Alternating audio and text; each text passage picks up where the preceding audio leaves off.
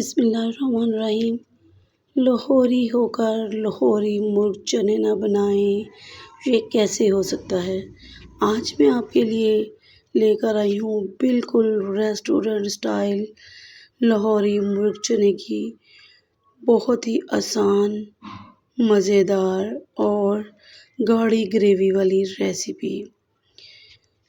تو ریسیپی کو مس مت کیجیے گا، جلدی سے ریسیپی کو لائک کر لیں۔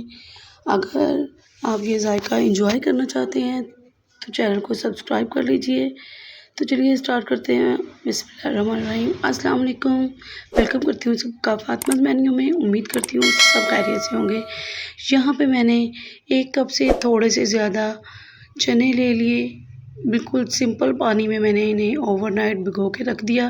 صبح اٹھ کے میں نے ½ ٹی اسپون نمک ایڈ کیا اور اسے میں نے بوائل کر لیا۔ کوئی سوڈا کچھ ہم نے اس میں استعمال نہیں کیا، صرف ہم نے نمک ڈالا اور اس کو ہم نے بوائل کر لیا، اور یہ اب 2.5 کپ کے برابر ہے۔ ایک دیگچی رکھیں گے اور اس میں ایڈ کر دوں گی ½ کپ کوکنگ آئل، اور اس میں 2 میڈیم سائز کی پیاز جن کو میں نے بالکل فائن چوپ کر لیا ہے، یہ میں اس میں ایڈ کر دوں گی، اور اس کو ہم نے لائٹ سا براؤن ہونے تک کوک کرنا ہے۔ اور جیسے ان کا ہلکا سا کلر چینج ہوگا، میں اس میں 1 ٹی اسپون ثابت زیرہ ایڈ کر دوں گی، اور اسے بھی کریکل ہونے تک ہم نے کوک کرنا ہے۔ اور ماشاءاللہ سے زیرہ ہمارا بہت اچھے سے کریکل ہو چکا ہے۔ 1 تیز پتہ ایڈ کر دوں گی، 2 اس میں دار چینی کی سٹکس ایڈ کر دوں گی، اور اس میں جائیں گے 3 سے 4 لونگ۔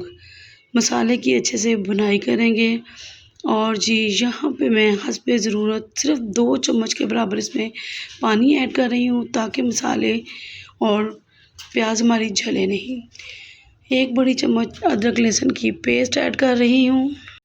لہسن کا کچا پن دور ہونے تک اسے کوک کریں گے۔ اور یہاں پہ میرے پاس ہے ½ کلو سے تھوڑا سا زیادہ، گرامز میں دیکھا جائے تو 600 گرام کے برابر میں نے چکن لے لیا ہے ہڈی سمیت۔ اس کی ہم نے بنائی کرنی ہے، صرف یہ نہیں کہ اس کا کلر چینج ہونے تک کوک کریں گے، نہیں، ہم اسے بہت اچھے سے بنائی کریں گے۔ اور ماشاءاللہ سے بنائی ہماری جاری و ساری ہے۔ اس میں مسالے ایڈ کریں گے، 1 ٹی اسپون لال مرچ جائے گی، 1/4 ٹی اسپون ہلدی پاؤڈر جائے گا اس میں، اور 1 ٹی اسپون بھر کے ایڈ کروں گی دھنیا پاؤڈر۔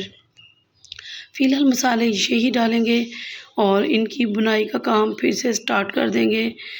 پھر میں یہاں پہ ایک بار اس میں ایڈ کروں گی 2 چمچ کے برابر پانی، اور اس کی بنائی ہم بہت اچھے طریقے سے کرتے جائیں گے۔ اس ریسیپی کا ذائقہ ہی بنائی میں ہے، جتنی اچھی بنائی کریں گے انشاءاللہ بہت اچھا ذائقہ آئے گا۔ نمک یہاں پہ میں ایڈ کرنا بھول گئی تھی، تو اس میں نمک ایڈ کر دیں گے 1 ٹی اسپون، اور بنائی ہم نے اس کی کرتی جانا ہے۔ یہاں پہ میں نے 2 بڑے سائز کے لال لال ٹماٹر لے لیے، بغیر پانی کے اس کو میں نے بلینڈ کر کے اس کی پیسٹ بنا لی، اور وہ پیسٹ ہم نے اس میں ایڈ کر دی۔ اور اب ہم نے اس کی اتنی بنائی کرنی ہے کہ ٹماٹر کا پانی خشک ہو جائے اور آئل سیپریٹ ہو جائے۔ اور ماشاءاللہ سے یہاں پہ ٹماٹر کا پانی بالکل ڈرائی ہو چکا ہے، آئل ہمارا سیپریٹ ہو چکا ہے۔ اب میں یہاں پہ ایک خاص چیز ایڈ کر رہی ہوں، یہ ہے چنے کا پیسٹ۔ وہی چنے جو میں نے آپ کو دکھائے تھے، جو بوائل ہونے کے بعد 2.5 کپ ہو گئے تھے، انہی میں سے ½ کپ چنے میں نے لیے، تھوڑا سا اس میں پانی ایڈ کیا اور اس کی پیسٹ بنا لی۔ 2 سے 3 منٹ تک اس پیسٹ کی ہم نے اچھے سے بھنائی کی، اور اب میں اس میں ایڈ کر دوں گی باقی کے بچے ہوئے چنے ڈال کے ہم نے کرنا ہے جسٹ ان کو اچھے سے مکس، تاکہ یہ گریوی میں بالکل اچھے سے مکس ہو جائیں۔ اور اب اس پوائنٹ پر میں 2 کپ پانی ایڈ کر رہی ہوں، اسی گرائنڈر میں ڈال کر جس سے میں نے چنوں کو پیسا تھا، اور اسے ہم اچھے سے کر دیں گے مکس۔ اور اب میں اسے 10 منٹ کے لیے کور کروں گی، کیونکہ ہمارے چکن کی بہت اچھی سی بنائی ہوئی ہے 10 سے 15 منٹ تک۔ اور اسے 10 منٹ کور کرنے کے بعد دیکھیے ماشاءاللہ سے، اگر تو آپ کو اسی طرح سے شوربہ چاہیے تو چنے ہمارے بالکل پرفیکٹ ریڈی ہو چکے ہیں، آئل سیپریٹ ہو چکا ہے۔ اس ٹائم پہ آپ اسے ڈش آؤٹ کر سکتے ہیں، لیکن میں اسے تھوڑا سا اور تھک کروں گی، اب لاسٹ میں اس میں ایڈ کروں گی 1 ٹی اسپون کالی مرچیں اور ½ ٹی اسپون گرم مسالہ پاؤڈر، 4 عدد اس میں ایڈ کر دوں گی ہری مرچیں، اور اگین اسے مکس کر کے میں 5 منٹ کے لیے میڈیم ہائی فلیم پر اسے کور کر دوں گی، اور ماشاءاللہ سے 5 منٹ کے بعد اس کی لک چیک کیجئے، سبحان اللہ، آئل سیپریٹ ہو چکا ہے، کیا ہی زبردست خوشبودار ہمارے چنے بن کے ریڈی ہو گئے ہیں۔ تو چلیے ڈش آؤٹ کرتے ہیں، بسم اللہ الرحمن الرحیم۔ دیکھیے گرما گرم زبردست ریسٹورنٹ سٹائل میں، اور ذائقہ تو انشاءاللہ آپ کو ریسٹورنٹ سے بڑھ کے ملے گا۔ بہت زبردست چنے ہمارے بن کے ریڈی ہو گئے ہیں۔ یہ مرغ چنے آپ ایک بار ٹرائی کیجئے۔ یہ رہی ہمارے مرغ چنوں کی فائنل لک۔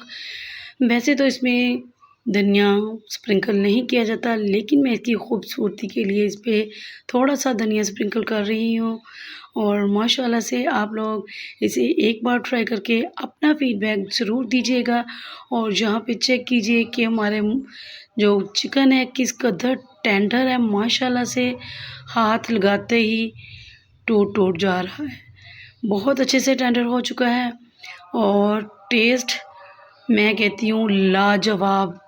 ایک بار ٹرائی کریں گے تو انشاءاللہ گھر والے انگلیاں چاٹنے پر مجبور ہو جائیں گے۔